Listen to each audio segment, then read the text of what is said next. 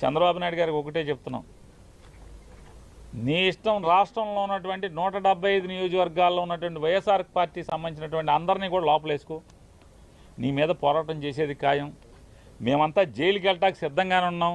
నీ తప్పుడు కేసుల్లో అక్రమ అరెస్టులో ప్రతి ఒక్కళ్ళం కూడా వైఎస్ఆర్ కాంగ్రెస్ పార్టీ జెండా మోసే ప్రతి చిన్న కార్యకర్త దగ్గర నుంచి కూడా జగన్మోహన్ రెడ్డి గారి దాకా అంతా సిద్ధంగా ఉన్నాం. నీ చేతనైంది నువ్వు చేసుకో. అయినా సరే తెలుగుదేశం పార్టీ చేసేటువంటి తప్పుల మీద ప్రజలకి మోసం చేసే దాంట్లో పోరాటం చేయకుండా ఉండడం వదలం, నిన్ను నిలదీయకుండా ఉండడం వదలం అనేది కూడా చంద్రబాబు నాయుడు గారికి ఈ సందర్భంగా అంతిమంగా న్యాయం చేస్తుంది. జగన్మోహన్ రెడ్డి గారిని దగ్గర నుంచి కుటుంబాన్ని నువ్వు ఎవరిని వేధించదలుచుకున్నా మేము న్యాయ పోరాటం చేస్తాం, ధర్మ పోరాటం చేస్తాం. ఖచ్చితంగా నీ మీద తిరుగుబాటు చేసి రాజకీయ పోరాటం కూడా చేసి అన్నింటిని కూడా ఎదుర్కొని ఖచ్చితంగా 2029కి మీ ప్రభుత్వాన్ని పడదయడానికి కావాల్సినటువంటి ప్రతి పోరాటాన్ని చేస్తాం.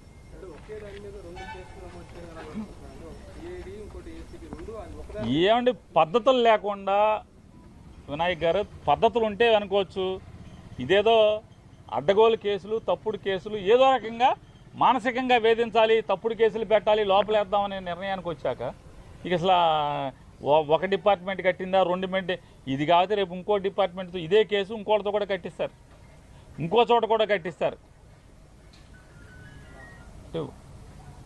ఇక తప్పు అని చెప్పేవాడు లేడు. పేపర్లు టీవీలు, వాళ్ళ పేపర్లు టీవీలు బాజా కొడతా ఉంటాయి, వీళ్ళకి వంత పాడుతూ ఉంటాయి. ఇది కరెక్ట్ కేసు అంటారు. మామూలుగా ఇంతమందిని పొలం అమ్మిన వాళ్ళు ముద్దాయిగా లేరు. జోగి రమేష్కి పొలం అమ్మింది ఎవరు? పొలం అమ్మిన వాళ్ళు ముద్దాయిలుగా ఉన్నారా? వాళ్ళు ఎందుకు లేరు, ముద్దాయిలుగా రారు అంటే అయితే సాక్ష్యంగా తీసుకురావాలి, లేదా చంద్రబాబు నాయుడు గారు చుట్టాలన్న అవ్వాలి, రెండిట్లు ఏదో ఒకటి అవ్వాలి. వాళ్ళని బెదిరించి సాక్ష్యంగా అన్నా పెట్టాలి. వీళ్ళని అమ్మిన వాళ్ళు తింటో లేరు, కొనుక్కున్నోళ్ళు లేరు. జోగి రమేష్ ఒక్కడే, జోగి రమేష్ గారి కుటుంబం ఒక్కళ్ళే ముద్దాయిలుగా ఉంటారు, ఆఫీసులో వాళ్ళు ఉంటారు. అంతిమంగా అరెస్టులు చేసి అక్రమంగా తప్పుడు కేసులు కట్టి మీ మానసిక ఆనందం పొందుతారేమో, కానీ అల్టిమేట్గా కోర్టులు ఉన్నాయి. ఖచ్చితంగా కోర్టులో ఫైట్ చేయటం, న్యాయంగా మేము న్యాయాన్ని ఆశ్రయించి, న్యాయస్థానాలను ఆశ్రయించి గెలవటం ఖాయం.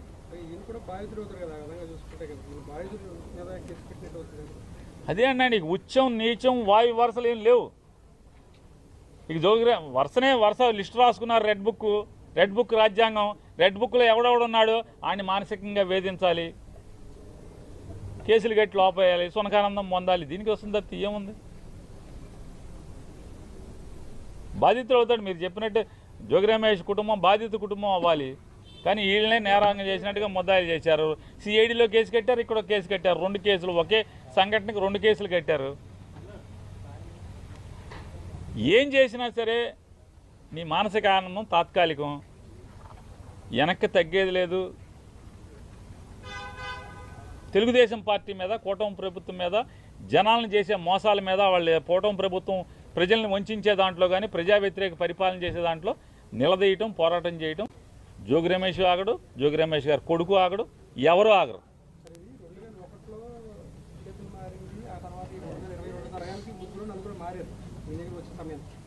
అప్పట్లో దీనికంటే ముందు 14-19 కూడా ఉన్నది ఈ గవర్నమెంట్ ఉన్నప్పుడు కూడా ఈయన నిజంగా లీగల్గా మీరు అన్నట్టుగా అన్ని పేపర్ ప్రకటించుకున్నది తెలియదు. అంటే ఈ ముందున్న 3-4 ఎందుకు అరెస్ట్ చేయలేదు అసలు? సార్ ఇయే కాదండి, అగ్రిగోల్డ్ ఆస్తులు బోల్డన్నీ ఉన్నాయి. చంద్రబాబు నాయుడు గారు మనుషులే కొనుక్కున్నారు అగ్రిగోల్డ్ ఆస్తులు. చంద్రబాబు నాయుడుతో రోజు పక్కన ఉండేవాళ్ళే కొనుక్కున్నారు. ఎవరిని అరెస్టులు చేయరు.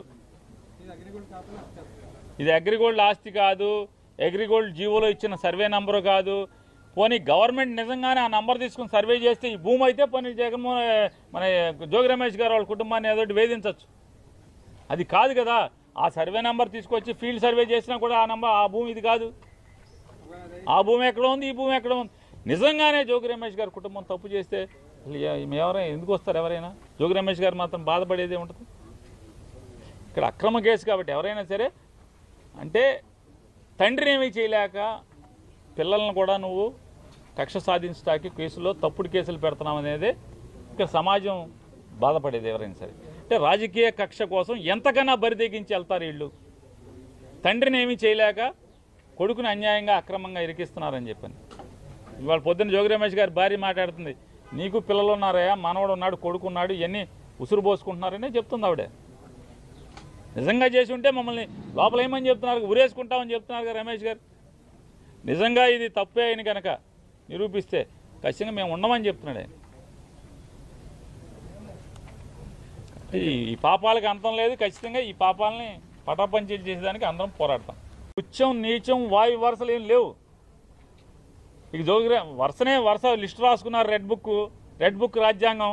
రెడ్ బుక్లో ఎవడెవడున్నాడో ఆయన మానసికంగా వేధించాలి, కేసులు కట్టి లోపేయాలి, సునకానందం పొందాలి. దీనికి వస్తుంది తప్ప ఏముంది? బాధితులు అవుతాడు. మీరు చెప్పినట్టు జోగి రమేష్ కుటుంబం బాధిత కుటుంబం అవ్వాలి, కానీ వీళ్ళనే నేరాంగం చేసినట్టుగా ముద్దాయిలు చేశారు. సిఐడిలో కేసు కట్టారు, ఇక్కడ కేసు కట్టారు. 2 కేసులు, ఒకే సంఘటనకు 2 కేసులు కట్టారు.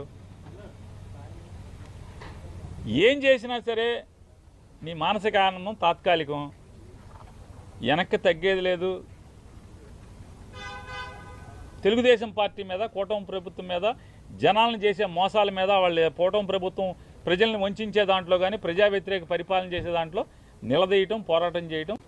జోగి రమేష్ ఆగడు, జోగి రమేష్ గారు కొడుకు ఆగడు, ఎవరు ఆగరు. 2001లో చేతులు మారింది, ఆ తర్వాత 2022 తరగానికి 3-4 మారారు మీ దగ్గర వచ్చే సమయం. అంటే అప్పట్లో దీనికంటే ముందు 14-19 మధ్యలో కూడా ఉన్నది ఈ గవర్నమెంటే ఉన్నప్పుడు కూడా. ఈయన నిజంగా లీగల్గా మీరు అన్నట్టుగా అన్ని పేపర్ ప్రకటించుకున్నది తెలియదు. అంటే ఈ ముందున్న 3-4 ఎందుకు అరెస్ట్ చేయలేదు అసలు? సార్ ఇవే కాదండి, అగ్రిగోల్డ్ ఆస్తులు బోల్డన్నీ ఉన్నాయి. చంద్రబాబు నాయుడు గారు మనుషులే కొనుక్కున్నారు అగ్రిగోల్డ్ ఆస్తులు. చంద్రబాబు నాయుడుతో రోజు పక్కన ఉండేవాళ్ళే కొనుక్కున్నారు. ఎవరిని అరెస్టులు చేయరు.